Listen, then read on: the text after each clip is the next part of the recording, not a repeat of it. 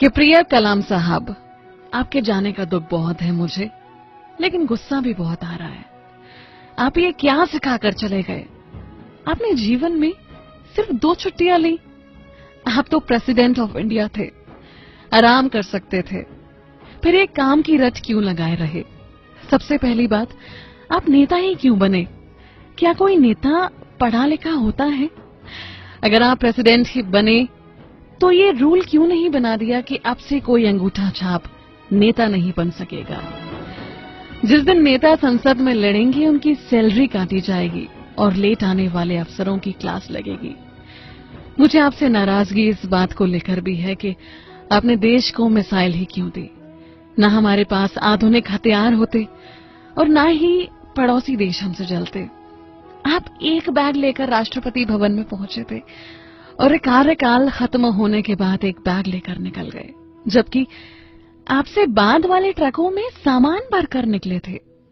MP में तो चपरासी के घर से करोड़ों रुपए निकल रहे हैं और आप सिर्फ एक बैग लेकर निकले। ये क्या सिखा गए आप आने वाली पीढ़ी को? सादगी और शालीनता से किसका पेट भरा है साहब? लोगों को आपके जैसा सम्मान नहीं, सिर्फ पैसा चाहिए। एक और बात जो आपकी मुझे बहुत गलत लगती थी कि आपने कभी प्रेसिडेंट जैसा रौब नहीं जमाया। यहाँ पार्षद बनते ही नेता ऐसे मदमस्त हाथी की तरह चलता है कि उसे आसपास वाले दिखाई नहीं देते, लेकिन आपके लिए कोई ऊंची कुर्सी ही लगा दे तो आप नाराज हो जाते थे। छोटे बड़े का भेद तो आपको समझना चाहिए था ना। अब बात करते हैं आपकी कमाई की।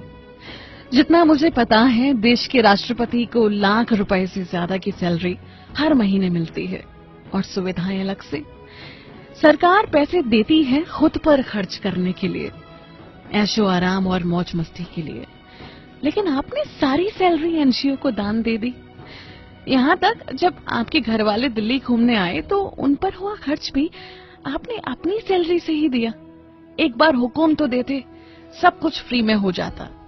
आज का नौजवान वैसे ही पॉलिटिक्स में नहीं आता और अगर आप जैसे 2-3 प्रेसिडेंट और आ गए तो नौजवानों का नेतागिरी से विश्वास ही उठ जाएगा।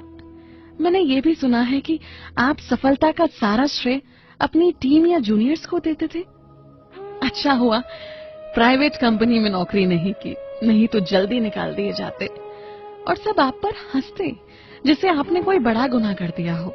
शिकायतों की ये लिस्ट बहुत लंबी है कलाम साहब। हमें पता है आप लौट कर आओगे, लेकिन अगली बार प्लीज मेरी शिकायतों की लिस्ट याद रखना। या तो हमें अच्छाई ना सिखाना, और अगर सिखाओ तो भारत के भाग्य विधाता तुम ही बनना। आप हमेशा जियोगे हमारे दिल में कलाम।